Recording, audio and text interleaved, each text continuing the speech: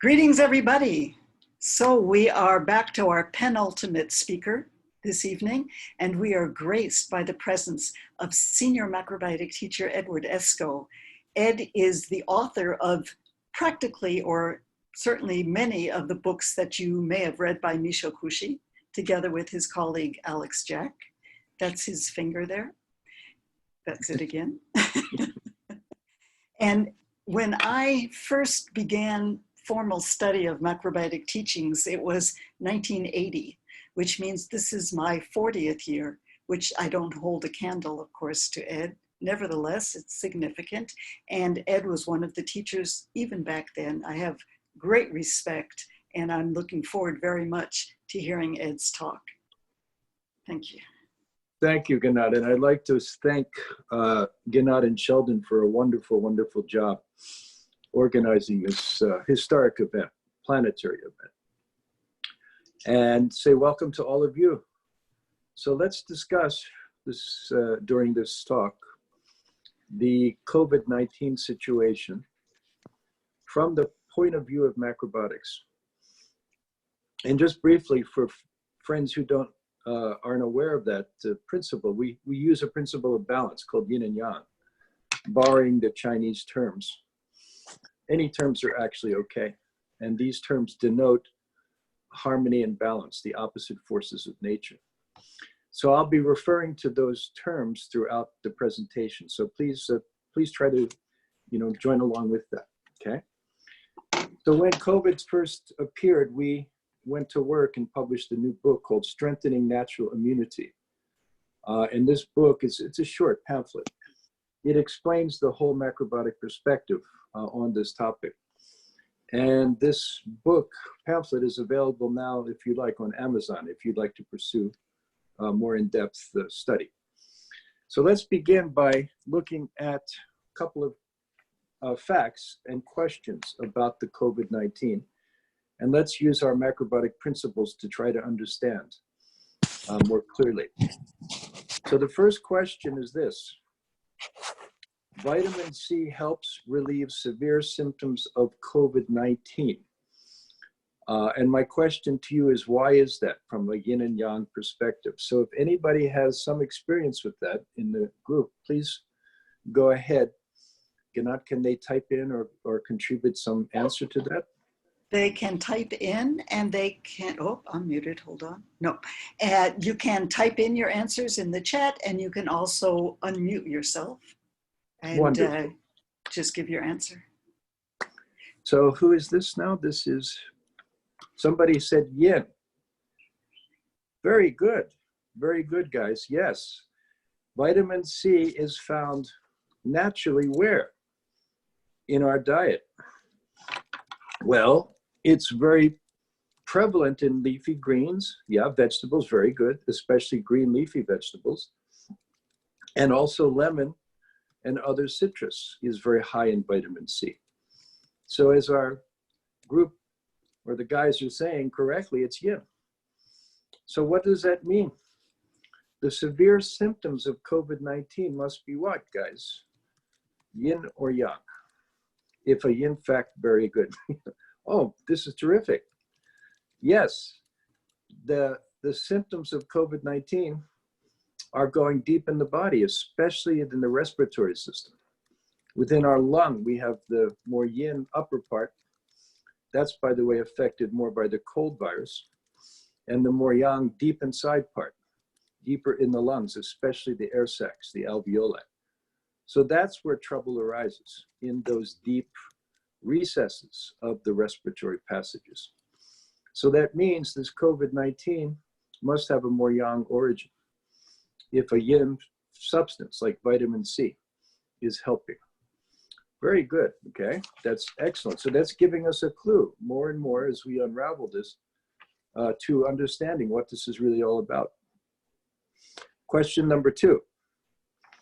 Vitamin D strengthens the body immune response. All right?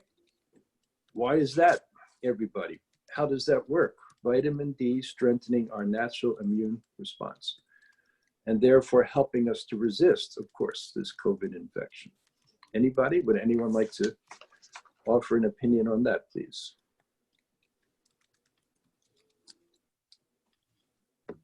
It would strengthen the Wei Qi, so it would be a yang function of being able to protect the surface of the body if it's strengthening immunity from a Chinese perspective. Good. So who is this, please? David Moshe Wellspring. I'm an acupuncturist in Israel now. Hi, David. Nice to talk to you. Thank you for helping us out here. Yeah, no, this is great. And your view is absolutely correct. The vitamin D is the opposite of vitamin C. Although both, right? Both originate with the sun. So the sun, which, as David knows, is a very strong yang factor. Bright, heat, intense, as you guys are experiencing right now, I think this week. All right. And so that strong yang factor, when it strikes the human body or an animal body, triggers the production of this yang hormone, actually called vitamin D. And our body's immune response is also a yang the function. You know, like if a foreign protein comes in, our immune response isn't taking it easy. It mobilizes, like the fire department, to go after and pursue and neutralize the foreign substance, foreign protein in this case, like virus or bacteria especially, right?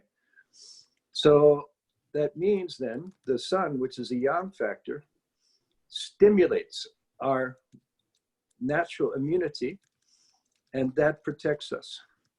So now the public health authorities are beginning to advise, please, to get sunshine. And of course, we've been saying that from the beginning. Sunshine is protective. Actually, sunshine is working in two ways, guys. It not only strengthens our immune system, it actually kills virus itself.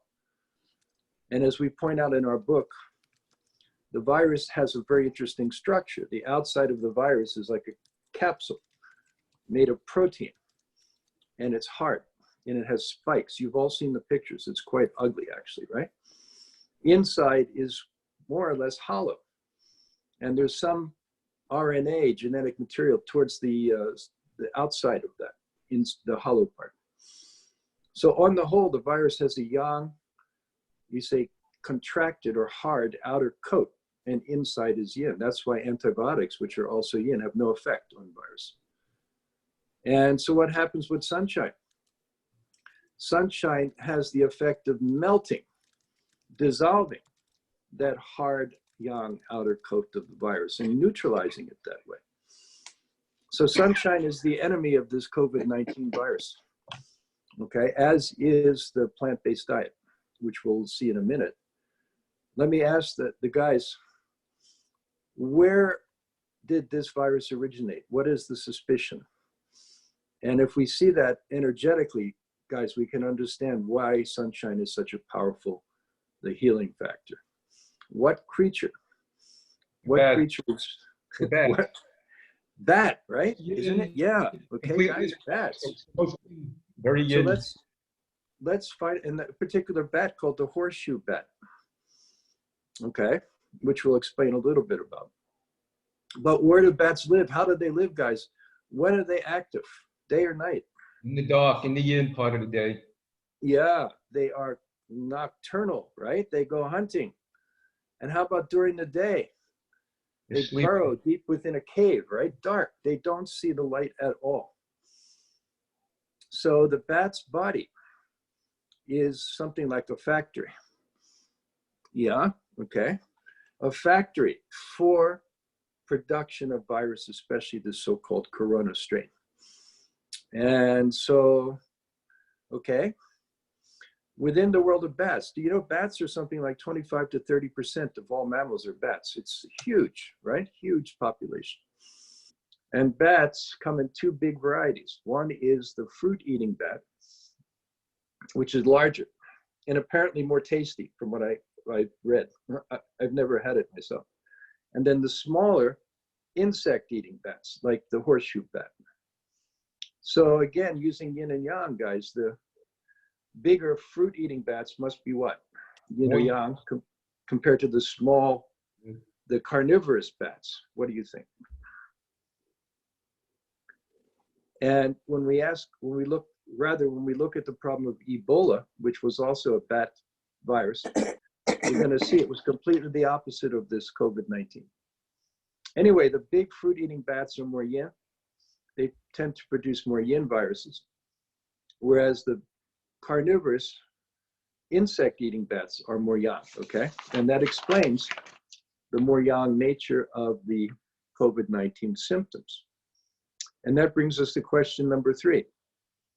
Are COVID symptoms more severe during the day or at night? And why is that? Anyone please try to, or please submit your view on that. More severe during the day or at night? What do you think? It follows from what we've just been saying.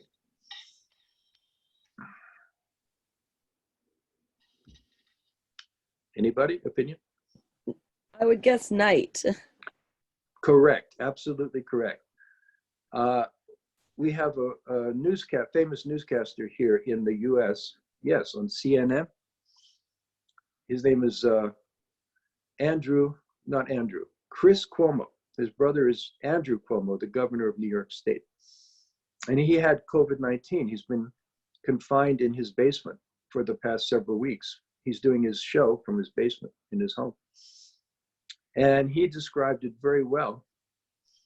Okay. He said, I feel generally okay during the day, but at night, the beast returns. That means the symptoms of the infection return and become more severe. So what does that mean? Again, this virus originated in the dark and is then more expressed or more active in nighttime, at nighttime, in the dark conditions, okay? All right. And Alice is saying if we are healthy, we have no issue. That's correct, okay? We love the day and we love the night, all right? And as maybe Alice is pointing out, the severe symptoms, 89% in New York State, were people who had some type of pre-existing condition. They say comorbidity, okay? And generally healthy people are, for the most part, immune, okay? And we'll talk a little bit about that when we talk about the children versus elderly people, okay? That comparison. All right? Question number 4. Okay, COVID symptoms include blood clotting, okay? Blood clotting. These, again, are severe symptoms. Whereas Ebola, if we recall several years ago, the Ebola virus, Ebola symptoms include uncontrolled bleeding, hemorrhaging. Why such opposite symptoms? Why is the COVID having the clotting of the blood, where Ebola has hemorrhaging? Anybody want to venture an opinion about that? Again, using yin and yang if possible to see clearly. Please submit or make any suggestion. Ebola versus COVID. Both are, by the way, as we pointed out, bat generated, the viruses. Lisa is correct. Clotting is a yang symptom. We know, right, guys, from our study of heart disease. Okay, blood clotting, the thickening of the arterial walls, all of this is a yang, the result of eating too much animal fat, saturated animal fat and animal protein. So this similar symptom is triggered by COVID. This is yang, coming from the yang horseshoe bat, which is a carnivore, nocturnal carnivore. How about Ebola? Where did that come from? Do you guys remember a couple of years back? This was coming from what part of the world? This was coming from Africa, okay? And Africa, the plant and animal life there tends to be more yin compared to a temperate or cooler place like China, okay, where this bat comes from. Fruit bats, very good. Fruit bats producing a yin virus, and then when that becomes activated, then yin symptoms appear, such as the hemorrhaging. Okay, very good. So we see always there's a yin and yang balance and yin and yang comparisons there. The next, question number 5.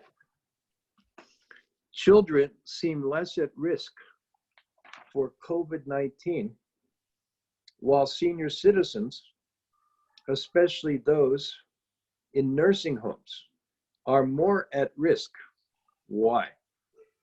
Again, yin and yang, guys. It's very clear if you see this. What do you think?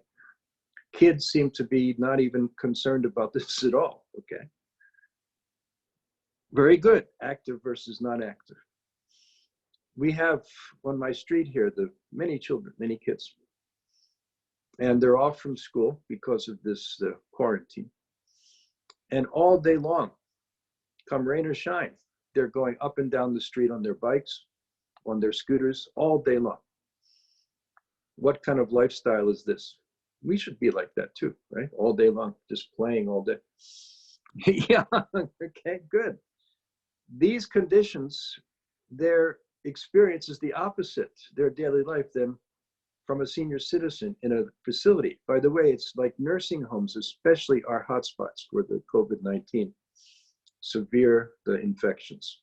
So take a look, let's examine. Kids are outdoors, in the fresh air, in the sunshine, moving constantly, okay? And psychologically, by the way, not worried at all.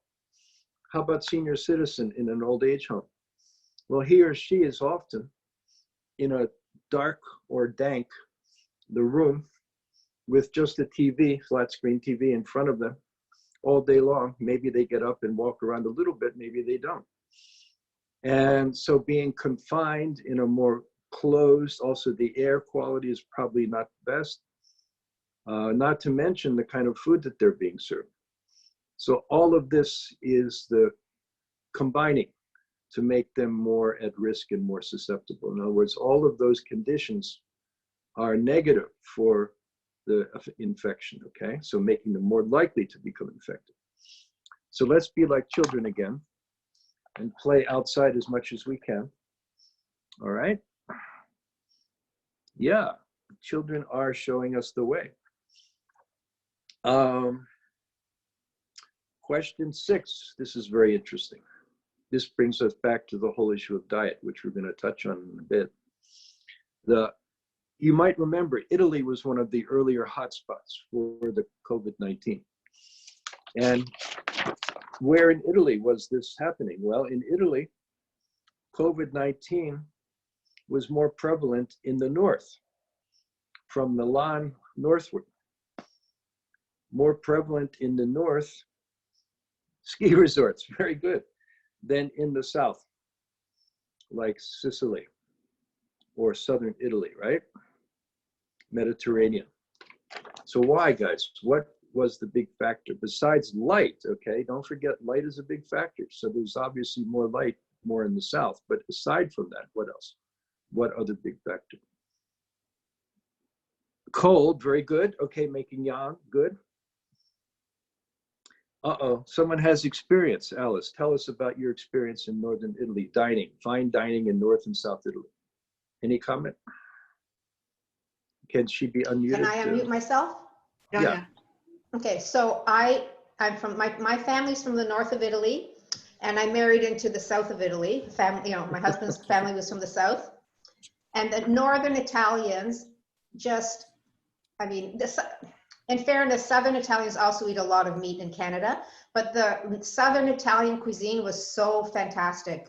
Olive oil instead of butter, lots of vegetables, lots of wild vegetables. They would pick dandelions, all kinds of stuff. The meat was, it wasn't as intense. It was like smaller amounts of meat and cooked differently. Whereas the northern Italy, everything has butter, everything has Parmesan cheese in it. The more cheese, the better. And it was very difficult. I think I was meant to be plant-based from birth, because it was very difficult for me in my household until I married into the southern Italian family. And then, oh my God, I just loved, I love the food, and it made me feel so much better.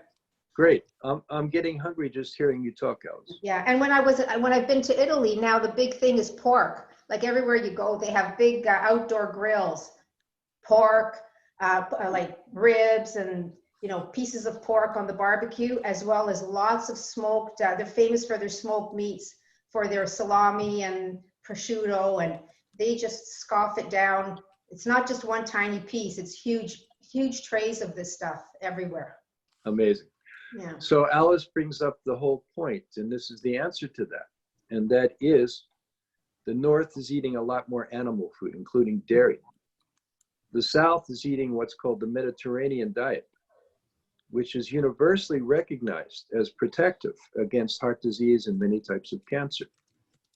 And you can divide Italy, you can draw a line right across the boot. And above Milan is the area where breast cancer is much more prevalent. Below that, it's much more rare. Heart disease is much more common above and much less common below. So again, the people in the South were eating a protective diet, more plant-based, so-called Mediterranean diet. And that helped them, together with the sunny environment, to have a much lower susceptibility, right, Alice, to this problem. So let's all go Mediterranean. Yes, wonderful cooking. All right, then question number 7. Why are US meat packing plants hotspots for COVID-19 infection? I don't know about other parts of the world, maybe true, but especially in the United States, the meat packing plants in Colorado, the Middle West are hotspots. Why? Or is that a yin or a yang environment, do you think? What do you think, guys? Anybody? Ginat, is Ginat the Very cold, young. dark, cramped conditions? Exactly right. Okay, yang, Very exactly young. right. Yeah, okay. So we have a word for those conditions in the meatpacking plants. It's spelled H-E-L-L. And did you know that Trump had to more or less order, by executive order, demand that the workers go in there because they claimed that that was vital to U.S. national security, guys. Can you imagine meatpacking? We were celebrating, like, shut them down, okay? Let's close them permanently. Give the animals a break and give the workers a break, okay? So apparently for a big segment of the US population, their definition of hell is not having meat every day. Is that right, Sheldon? What do you think? Our definition Yes. of heaven is no meat on the table, okay? For us, that's heaven. So we can see how everything is relative, guys. Our perspective determines everything. So what is that showing us? That's showing us that there's an intimate connection between animal food, handling animals, eating animals, and the development of these infections. So the word for that is zoonotic. These are zoonotic. That means they originate, these viral infections, in animals and then jump towards humans. Make that leap, okay, into the human genome. And so obviously the answer is let's not handle or be involved much with animals, okay, especially livestock animals, which are living in very unnatural and very sick environments, okay? Okay. The question is, why do those animals predispose us to COVID-19? And the answer is in our natural immune function, whether it's strong or not. And the answer to that is the effect. We have to see the effect of a plant-based diet, macrobiotic plant-based diet on immunity, right? And, okay, and we'll get around to that. And the effect of animal-based. Now, when I'm talking animals, I'm talking mostly land animals, guys. Things that breathe air and either fly or walk around or move around on the surface of the earth. Not so much in the ocean, okay? So what happens? There is a direct relationship between what we eat and what we call our microbiome. So let's ask, guys, what is the microbiome in the body? This is the amazing, astounding, astonishing number of bacteria, estimated to be 100 trillion.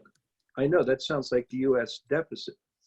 100 trillion in number, inhabiting mostly the digestive tract.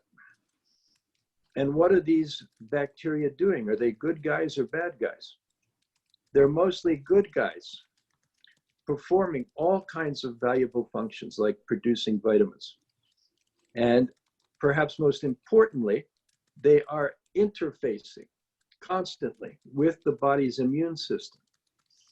And please note that about 80% of the body's immune cells are located in that same area. In other words, in the digestive tract and especially the large and small intestine. So you have this nonstop interface, okay? Yeah, it's astonishing, right? Astonishing fact. Interface.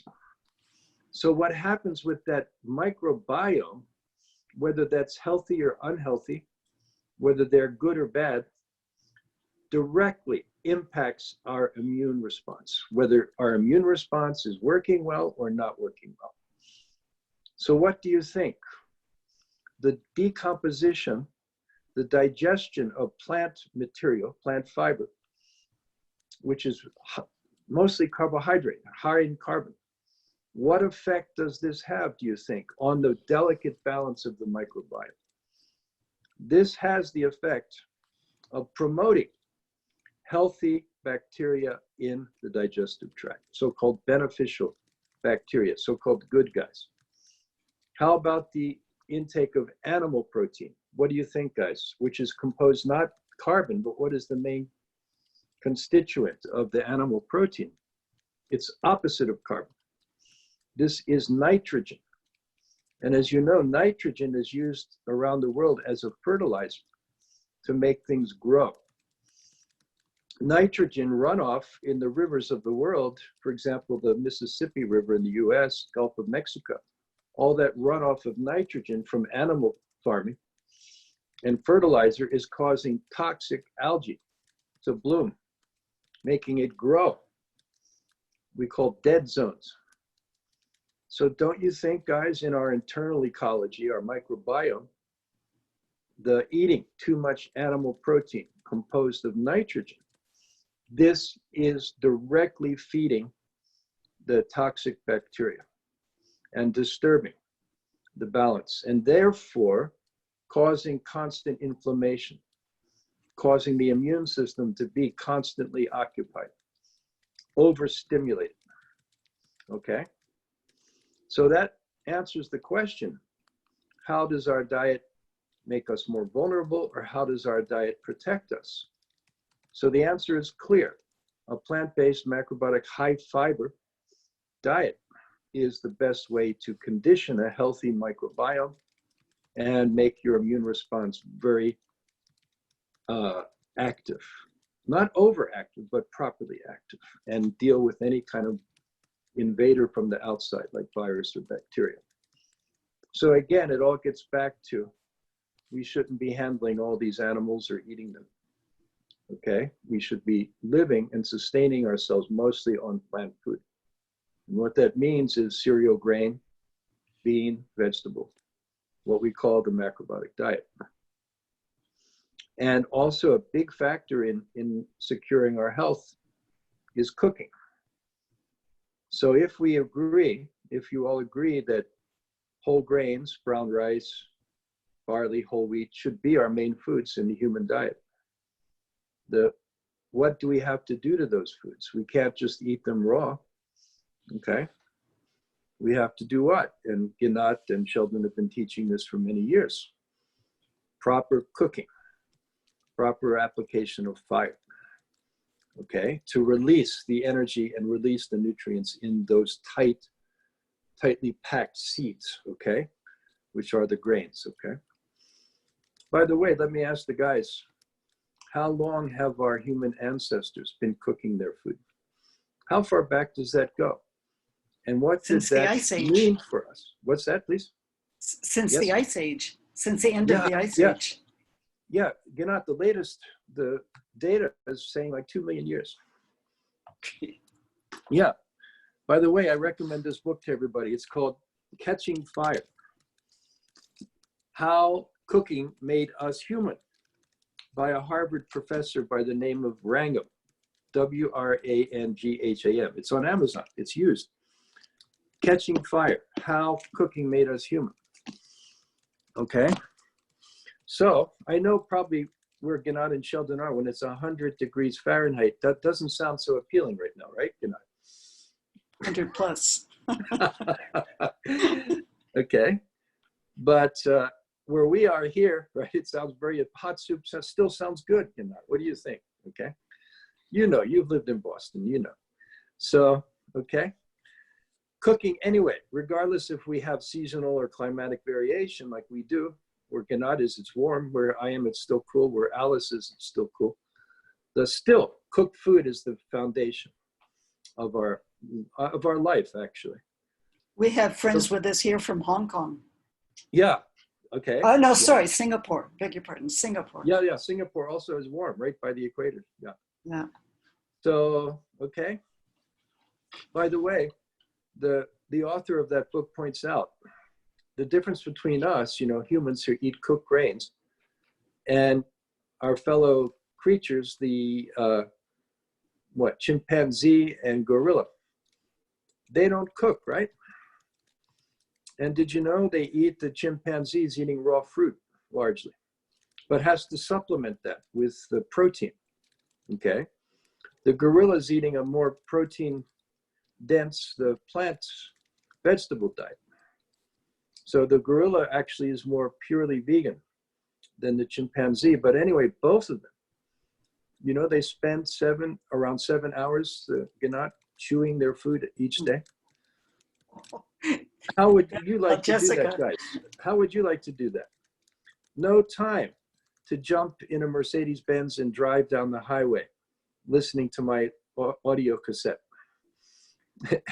No time to jump in an airplane. No time to spend time enjoying your smartphone. All of this came from our ancestors beginning to eat grain and also beginning to cook. Also, please note that the chimpanzee and gorilla have very large digestive system, very big abdomen, belly, to process all that raw plant food. And the author points out there's a direct correlation between a large belly and a small brain. So we should be thankful for cooking. Our digestive system contracted, and guess what expanded? Our brain and our thinking power expanded because of eating cooked grain. All right. And when we eat something like brown rice, okay, or other grains, all of those nutrients and energy are carried in the tight package, wrapped in fiber. And that fiber is not digested.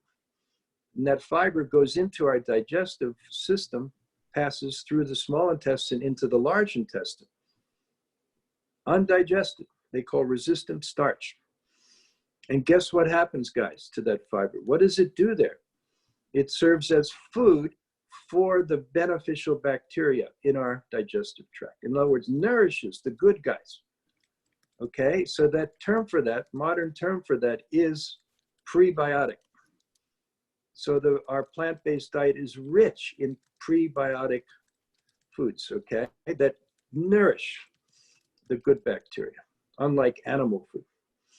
Plus, as Gennad and Sheldon have been teaching a long time, we also eat probiotic foods. And that means foods that contain, actually, because they're fermented, they contain the actual beneficial bacteria themselves.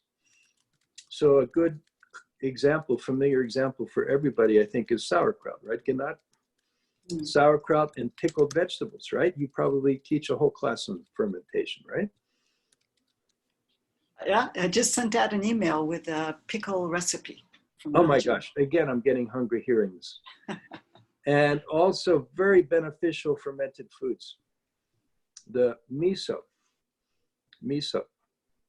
Everybody, I think, knows miso, M-I-S-O. This is whole fermented soybean, often with a grain like barley or sometimes rice, fermented with a bacterial agent called koji, and allowed to ferment so that the koji and other beneficial enzyme than bacteria actually act on the cooked soybeans and grain and devour them and start eating them, digesting them. So when we eat the miso, it's very easy to dissolve in water, to dilute, to make soup and broth.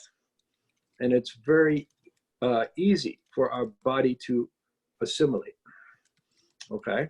And absorb those very valuable nutrients and those beneficial prebiotic bacteria. So really our macrobiotic diet, which is rich in the prebiotic fiber and probiotic fermented food, like miso and sauerkraut and pickles, is really the ideal, second to none, sustainable way of eating to strengthen your natural immunity and protect against any of these, the virus and bacteria. You have to know, guys, if we're eating properly, living in the sunshine, not overdoing it, but normally, normal, healthy life, we have nothing to fear from virus or bacteria or any other anything else on the planet, actually, okay? In fact, the bat, right? Even though the bat is like, people are now looking askance at the bat, but the bat actually performs some valuable functions for us, right? If left alone. For example, the bat eats mosquitoes. Guys, what do you think? That's helpful, isn't it? Yay, go bats, right? All right. And the fruit bats are scattering seeds from, from the various fruits to make the plants grow more prolifically, right? They're helping the fruit, the trees and whatnot.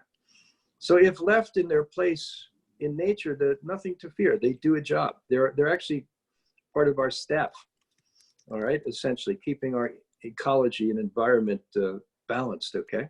Same thing. We can't say bacteria are bad. If we say bacteria are bad, what are we saying? We're saying we're bad, okay? As someone pointed out, the bacteria's number far exceeds the number of cells that we have in our body, right? So we can't say bacteria are bad. They're only bad when we interfere and we disturb that natural balance. Same thing, even virus. Now, we know we have the microbiome, which is the bacterial ecology, ecosystem internally. We also have a virome, virome. And I've heard, does anybody have the statistic? Maybe Alice or Ginat. The number of viruses that we carry is even far higher than the number of bacteria. Have you heard this? So again, if we're antiviral, we're anti-us. We're anti-ourselves. If those things are kept in their proper balance, they're actually helping us. Virus is helping us by keeping our immune system fit and trim. Guys, what do you think? By helping, by challenging, exercising our natural immunity, part of our essential makeup. So again, the point I'd like to make and leave you with, how are we doing on time, Gunnar? Are we okay? You know, I hate to stop you. I have to stop now? No, just the opposite. Let's take another 5 at least. All right, thank you so much. To summarize. So again, to summarize, okay? This particular virus strain is the more yang compared to a more yin virus like the common cold virus, which is milder, right? This has the potential to go deep, COVID, and cause serious deep yang symptoms, but not in healthy individuals, but people with mostly pre-existing conditions who already have a challenged immune system. Second point is a plant-based diet, Mediterranean, macrobiotic, grain-based, is the optimum for protecting. Masks, yeah, please go ahead. I think someone's asking about masks. Please follow your public health authorities, their guidelines, okay, for now. All right, the point is try to wear your mask as little as possible. So don't go around the house all day wearing a mask, because our breathing is beautifully set up to take in oxygen, which is the yin gas in the atmosphere, and expel the yang carbon dioxide. So you don't want to be rebreathing carbon dioxide. That's not a good thing. So minimum amount of time with the mask. I feel a little sorry for cashiers and people working in the grocery stores. Teachers who have to teach. Yeah, I don't know, guys. Are they off? Teachers are off, or are they having to work? They're starting to go back now. Yeah, what are the public health guidelines saying about that? Go back, Eva goes back on Friday. Will Eva please take precautions? Please immunize yourself with miso soup every day. Chew brown rice every day. Yes, yeah, good, thank you, thank you. I just heard, by the way, Ganat just got the word from Japan that some researcher published a paper that Canton, you know, Canton agar, we use to make a beautiful dessert, which at your temperature is the ideal food now. You can go on the Canton diet. That's right. The COVID is, right, resisting or diminishing COVID. And now in Japan, every supply of agar has gone off the shelves, flying off the shelves. What is that again? What is that food? It's called Canton, Kanten. It's made from a product called agar. Agar. Okay. It's a natural extract of a Red Sea algae that gels, creates a beautiful alternative to the animal-based Jello. We use it to make a wonderful dessert. Ginat, you must feature that so much in your cooking class because of your warm weather, right? It's so good to cool you off, right, Ginat? Oh yeah, I like it savory as well as sweet. That's right. Okay, so please promote more and more, right? As an antiviral. So once again, everything in our macrobiotic diet, you know, is already there, already established, and little by little, the scientists will realize these foods are the best for protecting and strengthening your immunity and resisting any kind of viral or even bacterial infection.